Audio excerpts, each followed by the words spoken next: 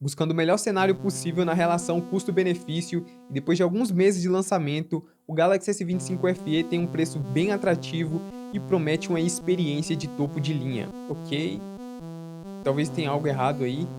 Como um aparelho que é até 30% mais barato que o S25 base, pode entregar uma experiência de topo de linha. Bom, os cortes existem, é óbvio, não dá para fazer mágica, mas se os cortes forem feitos de forma estratégica e considerando a economia gerada com isso, talvez possa fazer muito sentido.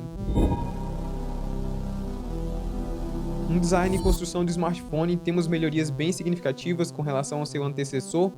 Saímos de uma traseira brilhante, que atraía bastante impressão digital e sinceramente acaba empobrecendo um pouco o aparelho, para uma traseira com acabamento fosco, com a sensação tátil muito mais agradável e ajuda também a passar essa sensação de produto premium. O módulo de câmera tem uma moldura maior, mais destacada, apesar dos sensores ser essencialmente o mesmo.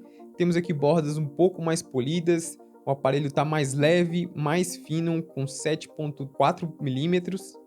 Estamos falando de materiais premium, alumínio e vidro, proteção Gorilla Glass e certificação IP68 contra água e poeira.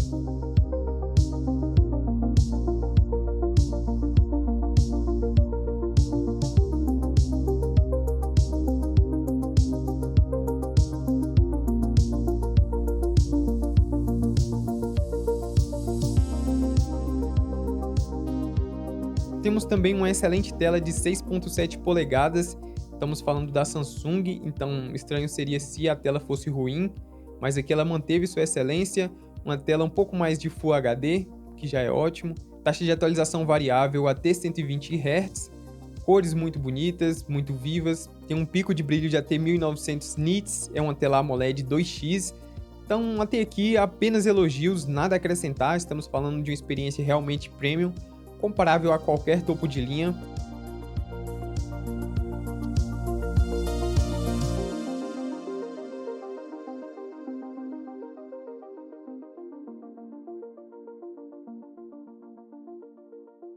Mas com relação a processamento, a desempenho, aqui começamos a perceber onde estão os cortes. O aparelho está equipado com o Exynos 2400, junto com 8 GB de RAM e a partir de 128 GB de memória. Em potência bruta mesmo, estamos falando de um processador bem inferior, em comparação com um 8 Elite Gen 5 ou Gen 4 que seja. E se a gente for comparar mesmo os processadores mais equivalentes, o Exynos acaba ficando um pouco para trás, apesar dos esforços da Samsung em melhorar os Exynos a cada geração. Para a marca é muito interessante produzir os próprios processadores, mas ainda não chegou lá. Nos testes sintéticos que eu fiz, dá para notar um corte bem significativo, um throttling, o que puxa o percentual de estabilidade bem para baixo do smartphone. É um bom processador, não me entenda mal, não superaqueceu nos testes que eu fiz, quer dizer, aqueceu, mas nada muito anormal, vai rodar todos os seus aplicativos de forma fluida, responsiva, vai rodar praticamente qualquer jogo, sem muita dificuldade, e é bem provável que venha apresentar algum engasgo a médio e curto prazo. Porém, fica bem claro onde houve um grande corte e onde a Samsung realmente economizou aqui. Como eu mencionei, o módulo de câmera traseiro está um pouco mais destacado, mas são apenas as molduras mesmo. Os sensores são essencialmente o mesmo da geração passada. Temos aqui um sensor principal de 50 megapixels, usando a combinação de pixels fazendo foto de 12 megapixels com alcance dinâmico um pouco melhor, um ultra-wide de 12 megapixels, com poucas distorções, um bom ângulo de visão e uma telefoto de 8 megapixels, que faz um zoom óptico aí de 3x. Bom, a diferença aqui está na câmera frontal, que saímos de 10 megapixels f2.4 da geração passada para 12 megapixels f2.2.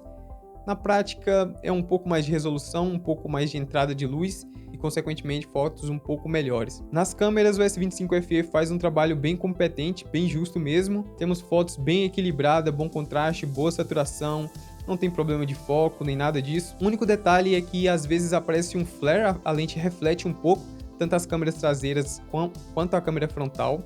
Às vezes aparece um flarezinho ali, que deixa as imagens um pouco mais esbranquiçadas do que eu gostaria. Claro, em baixa luz você vai notar sim um pouco de grão, apesar do pós-processamento fazer um bom trabalho aqui, principalmente no modo noturno.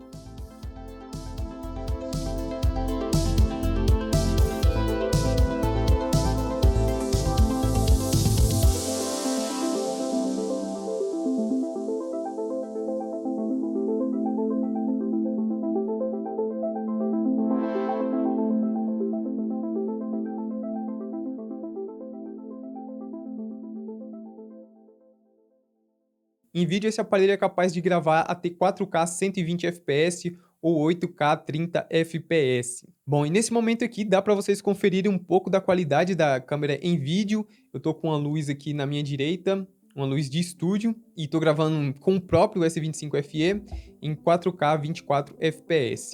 E tô usando também um microfone externo. Tecnicamente é um aparelho da linha S, apesar de ser um Fan Edition, então temos features de topo de linha aqui. Nenhum recurso de IA foi cortado do aparelho via software, então temos aqui edição generativa, remoção de ruído, circule para pesquisar e todo aquele pacote de IA que a Samsung traz. Temos também o modo DeX, que é um feature que eu gosto bastante e, sinceramente, se você precisa de um notebook ou um tablet para tarefas pouco complexas como estudar, pesquisar, algo do tipo, é algo que substitui facilmente um notebook ou um tablet mais simples para essas tarefas. O aparelho suporta carregamento de até 45 watts, o que é uma evolução considerando a geração passada, mas ainda é bastante inferior a marcas chinesas que há muito tempo já carregam em 100 watts, 120 watts. Então o carregamento aqui é rápido, mas em comparação com o mercado, talvez não seja rápido o suficiente. Além disso, o carregador que vem na caixa é um carregador bem mais simples. Eu sinto que não deveria estar fazendo essa crítica aqui, só do carregador estar na caixa, eu acho que já é um ponto positivo, mas é um carregador bem simples e na primeira vez que você pega no carregador você já sente que não é um carregador que vai durar muito tempo. Temos aqui uma bateria de 4.900 mAh, o que é ótimo e vai durar o dia inteiro tranquilamente, mas acredito que nesse ano de 2026, 5.000 mAh vai passar a ser o básico, o mínimo, com a evolução das baterias de silício carbono. A Samsung promete 7 anos de atualização de software, o que é um exagero, acredito que seja um exagero, mas vamos considerar que receba 4 ou 5 atualizações, já é bom bastante. Bom, no final das contas você paga 30% mais barato do que um S25 base e tem uma experiência ali de 80%, 85% talvez, dependendo muito do seu uso, a experiência de um topo de linha. Bom, eu acho que faz algum sentido, eu faria esse acordo, para ser sincero. Se você não é um usuário extremamente exigente com processamento, vai editar vídeos em alta resolução, ou talvez você pense em jogar emuladores pesados, algo do tipo, o S25FE é sem dúvidas uma opção bem competente. Bom, esse foi o vídeo, espero ter ajudado de alguma forma. Até a próxima e valeu!